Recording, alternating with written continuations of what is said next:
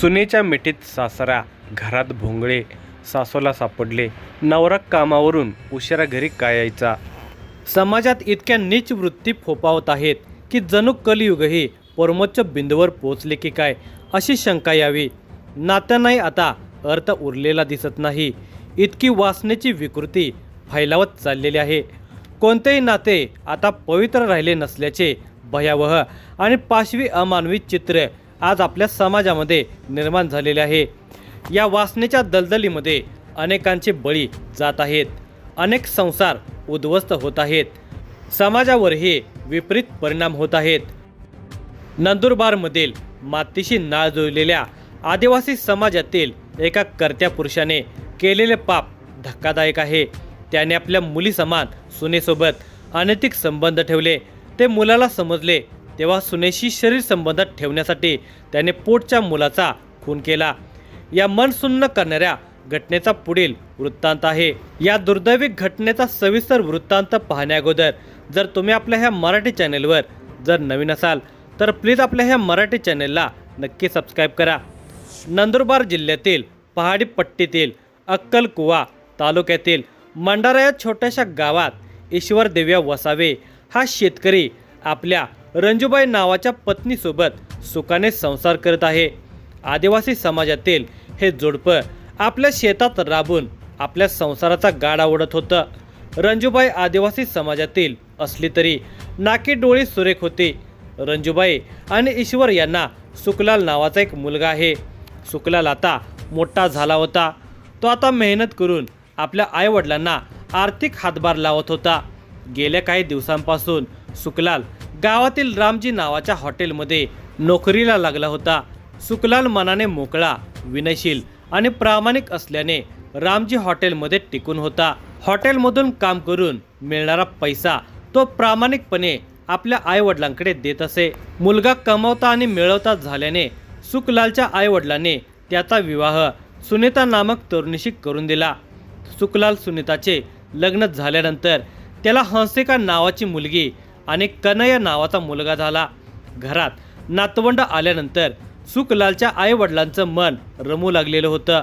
ते दोघे दिवसभर शेतात कष्ट करून सायंकाळी घरी आले की नातवंडांना पाहून सर्व कष्ट विसरून जात असत.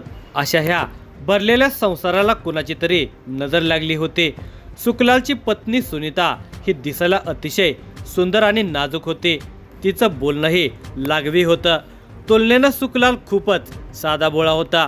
प्रामाणिकपणे काम करणे आणि रात्री उशिरा येऊन झोपणे हा त्याचा दिनक्रमच होता. लग्न झाल्यापासून सुखलाल त्याच्या कामातच मग्न असायचा. दिवसभर काम केल्यानंतर रात्री अंथरुणावर पडल्या पडल्या त्याला झोप येत असे. यामुळे सुनीताच्या जीवनात रस कमी होऊ लागलेला होता. तिला असले हे कंटाळवाणे नीरस जीवन नकोसेच झालेले होते. आता सुनीताला सुखलालकडून शरीरसुख मिळेनासेच झाले होते. सुखलाल कामावर गेल्यानंतर सुनीताची आदळापट का होते याची पुसटशी कल्पना सुनीताच्या सासऱ्याला आलेली होती. ईश्वर हे त्याचं नाव असलं तरी त्यांच्यामध्ये वासना भरलेली होती.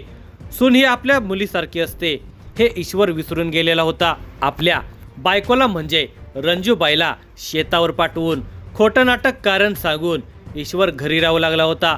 तो नुसता घरी राहत नव्हता तर तो मुद्दाम जाणून बुजून आजारी पडायचा आणि सुनीताकडून सेवा करून घ्यायचा.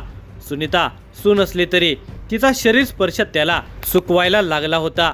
तिलाही त्याची जाणीव होऊ लागली होती.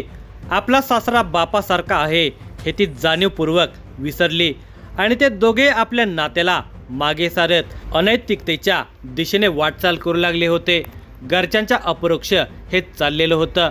पण कोंबडं झाकून ठेवलं तरी ते आरवल्याशिवाय राहत नाही. वेगवेगळी कारणं सांगून ईश्वरचं घरी राहणं हे त्याच्या बायकोला रंजूबाईला खटकू लागलेलं होतं. रंजूबाईचं मन अस्वस्थ झालं होतं. लग्न झाल्यापासून आपल्या शेतावर काबाड कष्ट करणाऱ्या आपल्या नवऱ्याला जाणून होते. पण आता काही दिवसांपासूनच ईश्वरचं घरी राहणं आणि त्याच्या वागण्या बोलण्यातला फरक रंजूबाईला अस्वस्थ करत होता. त्या दिवशी रंजूबाईचा मुलगा सुखलाल नेहमीप्रमाणे हॉटेलवर कामाला गेला. ईश्वर आजारपणाचं कारण सांगून घरीच होता. रंजूबाई मात्र शेतावर गेले होते. अचानक घरी जाऊन आपल्या नवऱ्याचं काय चाललंय हे जाणून घेण्याची जबरदस्त इच्छा रंजूबाईला अस्वस्थ करत होते. न राहावलं गेल्याने रंजूबाई दुपारी अचानक घरी आली आणि आपली चाहूल न लागू देता गुपचूप घरात शिरली. त्यावेळी तिने बघितले ते धक्कादायक होते. ईश्वर हा चक्क सुनीताचा म्हणजे सुनेच्या बाहुपाशात होता. हे दृश्य पाहून रंजूबाई चक्रावली. तिला दरदरून घाम फुटला. नेमकं काय करावं हे सुचत नव्हतं. ती काय न बोलता आपल्या खोलीत गेली आणि रडू लागली. काही वेळाने ईश्वर रंजूबाई जवळ आला. तेव्हा तिने त्याला विचारले, हे तुम्हाला शोभतं का? सून म्हणजे मुली समान असते. असे संबंध ठेवणे तुम्हाला पटतं का? यावेळी ईश्वर गप्प राहिला, पण रंजूबाई त्याला टोचून बोलू लागली. तेव्हा तो बोलून गेला, मला जे आवडले आहे ते मी करतो. त्याचे बोलणं ऐकून आपला नवरा किती निर्लज्ज आहे याची कल्पना तिला आली होती. अशा माणसावर चिडून उपयोग नाही, तर त्याला समजावून सांगणे योग्य असे समजून तिने त्याला आणि सुनीला या प्रकारामुळे संसारावर कसा परिणाम होईल हे सांगितले होते. त्यावेळी त्या दोघांनी फक्त मान डोलावले होते. तिला वाटले आपल्या बोलण्याचा काहीतरी परिणाम होईल, पण तसेच झालेच नाही. त्यांच्यावर कोणताच फरक पडलेला नव्हता. आपल्या मुलाला म्हणजे सुखलाल याला हे समजलं तर किती भयानक परिणाम होतील हे समजावून सांगूनही काही उपयोग झालाच नव्हता.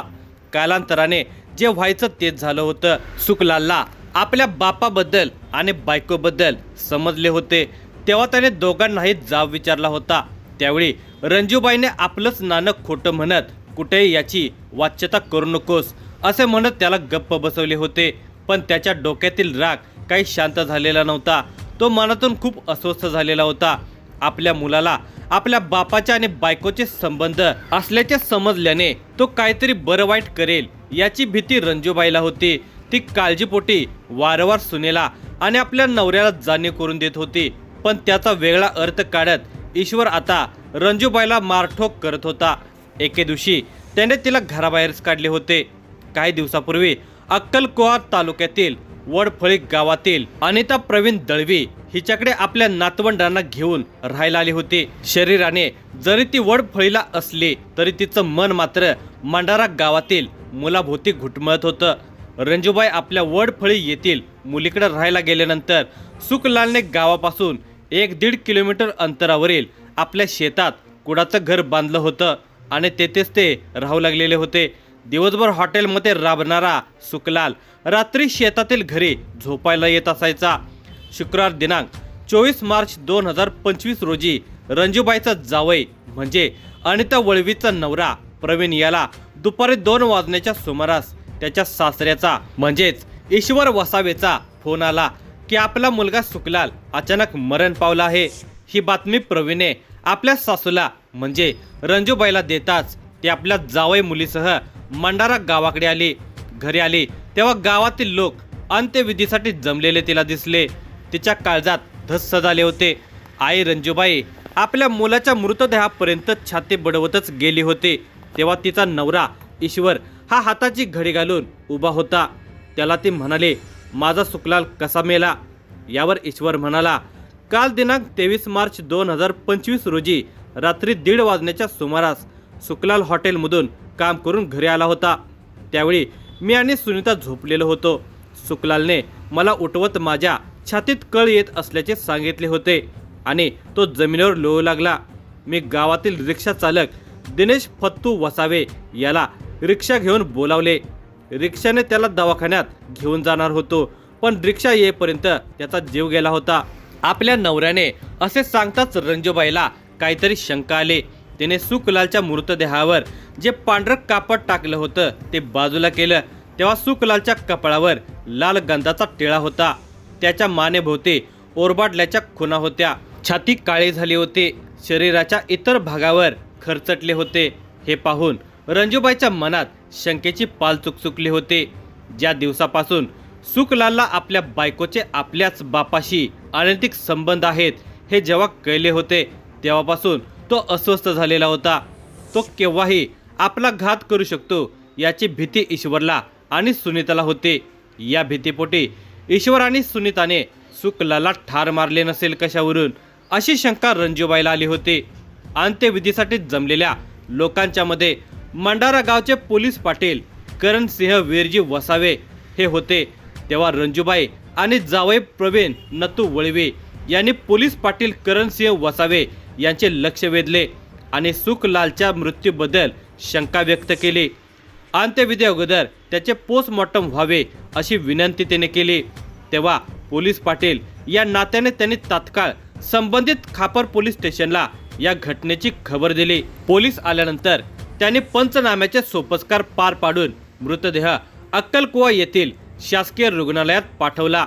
तेव्हा रंजूबाई आणि जावई प्रवीण वळवी यांनी तो मृतदेह नंदुरबार येथील रुग्णालयात नेण्याची विनंती केली. दरम्यान अक्कलकुवा पोलीस स्टेशनचे पोलीस निरीक्षक योगेश चौधरी यांना या प्रकरणाची माहिती मिळाल्याने त्यांनी सुखलाल वसावे याच्या मृतदेहाचे पोस्टमॉर्टम नंदुरबार रुग्णालयात करण्याचे आदेश दिले. पोस्टमॉर्टम केल्यानंतर मृतदेह अंत्यविधीसाठी ताब्यात देण्यात आला.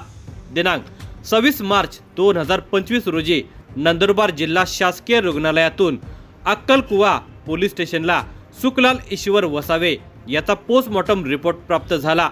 त्यामध्ये सुखलालचा मृत्यू गळा घोटून त्याचा खून केल्याने झाल्याचे निष्पन्न झाले.